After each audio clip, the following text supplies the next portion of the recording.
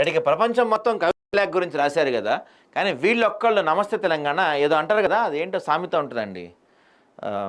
ఎదురు మతం ఏదో అంటారు కదా, ప్రపంచం మొత్తం ఒక తీరైతే వాళ్ళు ఇంకో తీరు అంటారు కదా, అట్లా ప్రపంచం మొత్తం ఒక తీరైతే ఇక్కడ ఇంకో తీరు ఏంటంటే ఈడీ ఛార్జ్ షీట్లో రేవంత్ తెలంగాణ సీఎం పేరు ప్రస్తావించిన ఈడీ 2019 లోక్సభ ఎన్నికలప్పుడు పీసీసీ నాయకుడి హోదాలో విరాళ కోసం ఒత్తిడి, ఆయనతో పాటు అహ్మద్ పటేల్, పవన్ బన్సల్ పేర్లు, యంగ్ ఇండియాకు డొనేషన్లు ఇస్తేనే టికెట్లు పదవులు, నేతలకు ఆశ చూపారు, సోనియా రాహుల్ది ఆర్థిక నేరమే, నేరాల కేసులో ఎన్ఫోర్స్మెంట్ డైరెక్టర్ అని చెప్పి వీళ్ళు ఒకటి రాశారు. ఇక్కడ ఇంకోటి రాశారండో, ఈడీ వ్యవహారం బయటపడుతుందనే కవిత లేఖ పేరుతో డైవర్షన్ డ్రామా అని చెప్పి తనకి రాశారు ఒకటే కవిత లేఖ గురించి.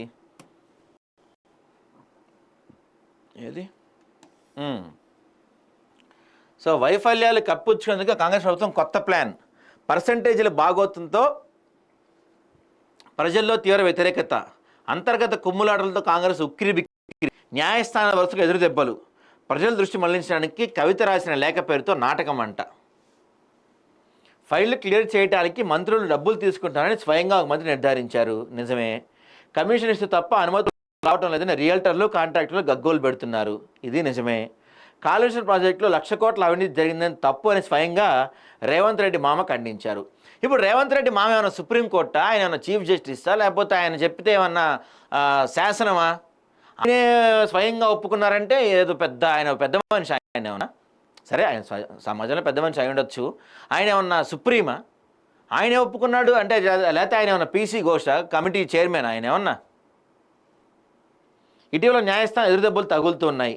తాజాగా నేషనల్ హెరాల్డ్ కేసులో ఈడీ దాఖలు చేసిన ఛార్జ్షీట్లో ముఖ్యమంత్రి రేవంత్ రెడ్డి పేరు కూడా ఉండటంతో ఇలా వరుస పరిణామాలతో ఉక్కిరిబిక్కిరి అవుతున్న కాంగ్రెస్ ప్రభుత్వం వీటి నుంచి ప్రజల దృష్టి మళ్లించేందుకు కొత్త నాటకాన్ని తెరపైకి తెచ్చింది. ఏడాదిన్నరగా అమలు చేస్తున్న డైవర్షన్ స్కీమ్లో భాగంగా ఎమ్మెల్సీ కవిత రాసిన లేఖ పేరుతో లీకుల డ్రామా మొదలుపెట్టింది. ఒక నకిలీ లేఖను సృష్టించి తన అనుకూల మీడియా ప్రచారం చేస్తుంది, సోషల్ మీడియాలో వైరల్ చేస్తుంది, తద్వారా బీఆర్ఎస్ పార్టీలో ఏదో జరగబోతుందంటూ హడావిడి చేసి తన వైఫల్యాలు కప్పించుకునేందుకు ప్రయత్నిస్తున్న విశ్లేషకులు చెప్తున్నారు. మీరే బీఆర్ఎస్ వాళ్ళే ఓన్లీ యూట్యూబ్ ఛానల్స్కే నెలకి ₹1,00,00,000 ఇస్తున్నారని చెప్పి నిన్న ఒక ఛానల్లో కొంతమంది మాట్లాడారు.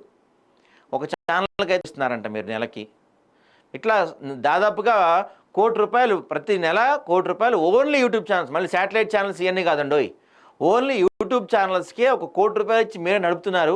ఇక్కడ నడుపుతుంటే హైదరాబాద్లో ఆ ఛానల్స్ రన్ చేస్తుంటే పోలీసు వాళ్ళని తట్టుకోలేకపోతున్నాం అని చెప్పి ఇప్పుడు అందులో కొన్ని ఛానల్స్ని తమిళనాడుకో లేకపోతే కర్ణాటకకో లేకపోతే దుబాయ్ కూడా పిచ్చి అక్కడి నుంచి నడిపించే ప్లాన్ చేస్తున్నారని కూడా ఒక వార్త వినపడుతుంది. మరి మీరు చెప్తున్నారు ఇప్పుడు దీని గురించి. ఇక కాంగ్రెస్ ప్రభుత్వం అధికారంలోకి వచ్చినప్పటి నుంచి పాలనా వైఫల్యాలు వెంటాడుతున్నాయని విశ్లేషకులు చెప్తున్నారు. అసలు పాలనా వైఫల్యాల గురించి బీఆర్ఎస్ పార్టీలకి మాట్లాడే అర్హత ఏమన్నా ఉందా?